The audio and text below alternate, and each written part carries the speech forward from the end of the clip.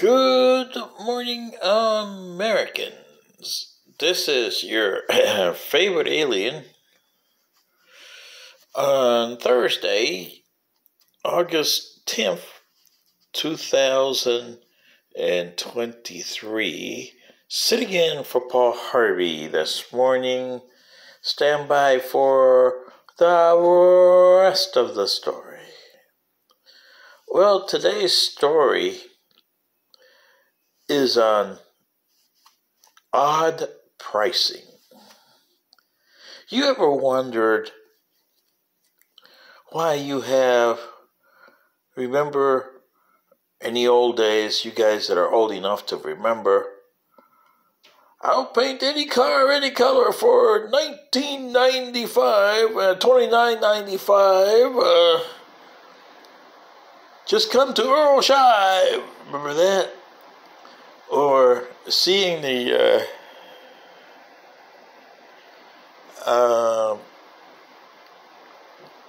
newspaper clippings or store pricings, no matter what store you go to, it's now $19.99, $9.99, or it's 99 cents special today. You ever seen that? $49.99, $19.99, something 9 at the end there. Well, you ever wonder how that got to be? And Mr. Paul Harvey, back in 1975, he did a story that a lot of people didn't understand at the time, or didn't pay attention to. So I'm going to do my version of his story, Odd Pricing. And it started with a guy named Melville, like Melville for Moby Dick, but his last name was Stone. And remember, Mr. Paul Harvey was a Chicagoan. He lived in Chicago. That's where he did all his broadcasts. He had a special studio in his house in Chicago. ABC made sure of that. And that's where he would broadcast from, Chicago, Illinois. Interesting city. Well, they might say that Detroit, that's what we used to say about Chicago. But anyway, he did the story back in 1975 about Melville Stone. Yeah, Melville Stone. And he was an interesting character, Mr. Stone. He's best known as a media personality or a newspaper man. Actually, he considered himself a newspaper man.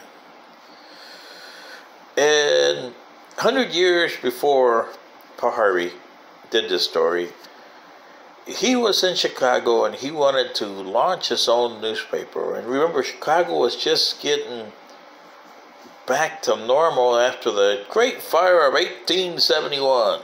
Okay, so it was kind of tough in Chicago in 1874. But in order to start a new newspaper, he wanted to really make sure that the newspaper would go. So he did a test run for a couple of months on a newspaper that he wrote for 6 months. And he charged a penny. And newspapers at that time were 5 cents. And you must remember that there was such a thing as a denomination of a penny on the U.S. currency.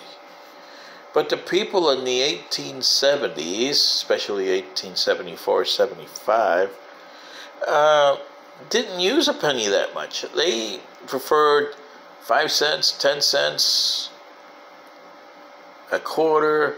A dime wasn't used that much either, okay? A dime didn't come into vogue until about 20 years later, early in the 21st century, or 20th century, when the dime came into vogue. But it was still around, same as a penny was still around. But they weren't used very much. I mean, sometimes the U.S. Mint was probably saying, why are we even printing these? Yeah, okay. So, Mr. Stone set his newspaper at a penny, while other newspapers at the time in Chicago were selling at 5 or 10 cents. That was, pretty expensive for the newspaper. You try to buy a newspaper, a nickel for a newspaper, please. Yeah, that's took a while to get a nickel in 1875, So he says, I'm going to launch my newspaper on January 1st, 1875. Well, he did.